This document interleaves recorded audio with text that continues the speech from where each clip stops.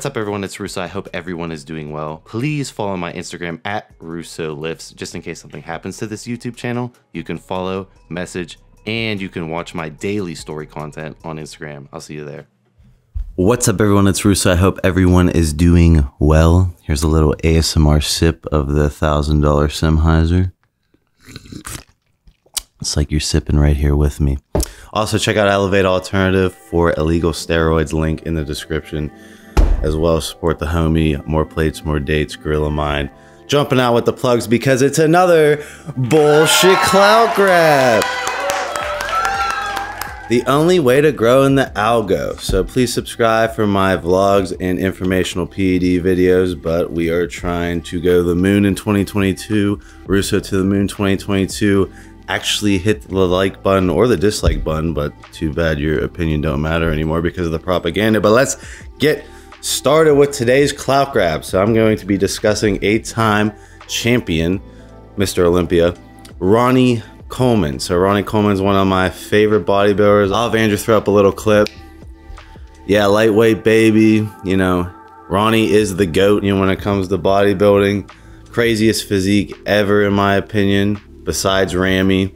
Gotta give it Ramy credit he deserves, in my opinion, but I think Ramy surpassed him. Today I'm just going to be discussing why Ronnie is an idiot. You know, this is the bullshit clout title. I'll have Andrew link this article or put a little thing, but I was reading on Generation Iron, Ronnie Coleman discusses recent weight gain up to 285 pounds. So at 57 years old, after winning 8 Mr. Olympia titles, Ronnie's body dysmorphia is obviously still there, to the point where he has to go back up to 285 pounds. After multiple back surgeries, including failed surgeries, rehabilitation, rehab, a lot of injuries. He, you know, was training when he shouldn't have been training to start off. Obviously, you can't take the dog out of Ronnie. Ronnie's the man for a reason. I'm not getting into like his drive. Dude's got the most insane drive ever. I'm a fan of Ronnie. Ronnie's a GOAT. Why does he need to be 285 pounds? Does a heart really, is it designed to support 285 pounds? No. Really, when you look at the literature, or you look at like when the chronic obesity effects start occurring, like the body doesn't really like being over 220 pounds. It is what it is. He's up there at 285. Doesn't matter if it's muscle or fat. It's actually worse if it's muscle because the amount of blood demand for all that muscle. But yeah, so let's go into why Ronnie's an idiot. First off, his training style. Ronnie had that crazy dense physique from lifting heavy. He didn't do no like pussy like blood volume workouts like you see most modern bodybuilders do today. Ronnie got after it, old school heavy weights, big time squats, constantly killing his joints, killing his back. And then if we read into Ronnie Coleman's genetics, he had a myostatin deficiency, which means his joints were probably more brittle than a normal person, because lower the myostatin, the more joint issues you run into most of the time. So he was genetically predisposed to that sort of stuff. Obviously, as his career progressed, right, Ronnie in his mind, man, he's the GOAT, he's the champ, drive of a tiger in the fucking gym, right? He does it like, once you train like that, when you're super enhanced, it's not fun to train smart, right? It's fun to go hard. It's fun to push yourself. But as his career continued, right, he's getting older. Everyone, father time gets us all. As he's getting older, he's not changing his training style. Now I'm gonna have Andrew throw up another picture of Dexter Jackson. That's what Dexter Jackson looks like at age 52, the true vampire of bodybuilding, right? He's still on the Olympia stage. I'm not sure if he just retired or didn't, but like, his longevity was amazing. I obviously researched into him, I followed him, observed everything about him. He trains super smart, does machine work. He built his base muscle with compounds in his 20s, 30s. Wanted his career to go as long as possible with as little injuries. As his career progressed, he switched, instead of squatting, doing heavy leg press. He did machine work. He did blood volume training as he got older. Way easier on the joints. No back problems, no back surgeries, no rehabilitation. That's what he did to maintain such a long, injury-free and risk-free career, right? He was mitigating all the risk He knew that this whole thing revolved around his super enhanced physique, and he mitigated the risks like a smart man. What did Ronnie do?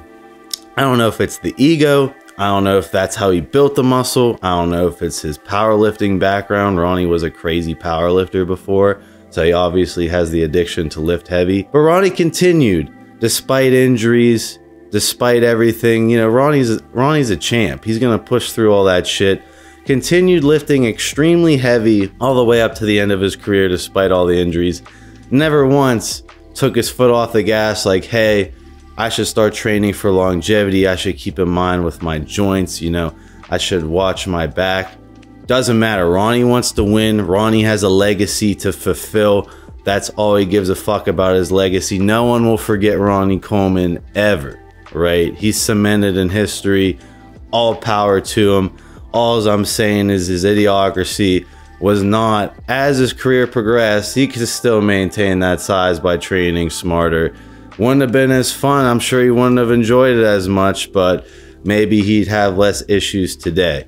Now, when we go into what exactly happened after this back surgery, I watched the documentary. It was very sad when, you know, you see what Ronnie is today.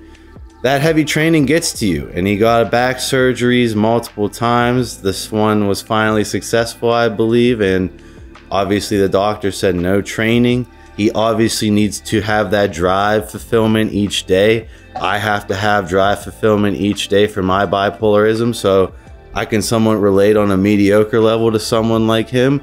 So he's back in the gym. He was back doing back rows, everything. Didn't care. Obviously, that's gonna fuck up the surgery. So there's that, which didn't really bother me. If he wants to train until his last day like that, you know, that's who Ronnie Coleman is.